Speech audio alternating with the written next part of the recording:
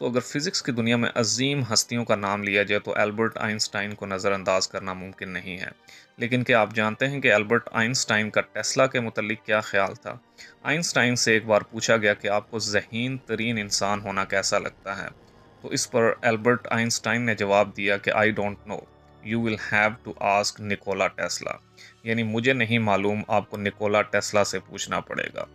दोस्तों, इसमें कोई शक नहीं कि निकोला टेस्ला अब तक के सबसे बड़े मुअज्जिदों में से एक अजीम मुअज्जिद थे। निकोला टेस्ला सबके लिए मुफ्त बिजली का ख्वाब देखता था। टेस्ला का ये ख्वाब था कि वो नाकाबिल तलाफ़ी साफ तवानाई का एक ऐसा ज़रिया बनाए जो सबके लिए मुफ्त हो। इसने कोयले से चलने वाले सेंट्रलाइज्ड पावर स्टेशनों की सख्ती से मुखालफत की जो कार्बन डाइऑक्साइड को हवा में फेंकते हैं, जिससे इंसान सांस लेते हैं।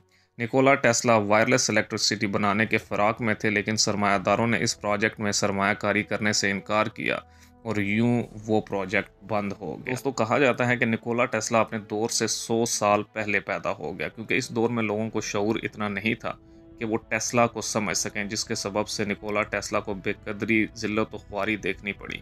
हत्ता कि इसे जहनी मरीज़ के अलकाबात से भी नवाजा गया और इसकी बहुत सारी ईजादात को चोरी भी किया गया, जिसके मुतल्लिक निकोला टेस्ला ने लिखा कि I don't care that they stole my idea, I care that they don't have any of their own.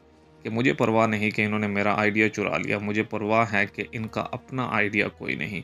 दोस्तों, टेस्ला ने मुस्तकबिल के बारे में बहुत सारी पेशन गोइयाँ की। इनमें से चंद एक का जिक्र अभी भी मौजूद है, जैसे कि the smartphones, wifi, autopilot and self driving cars, wireless transmission of energy, planes that don't need fuel, the death ray mutually assured destructions, thought camera या MRI, flying cars, remote control drone technology और women in power. दोस्तों, अगर आज आपके घरों तक बिजली पहुंच रही है और पंखे और मोटर वगैरह चल रहे हैं, तो इन तमाम की वजह निकोला टेस्ला है।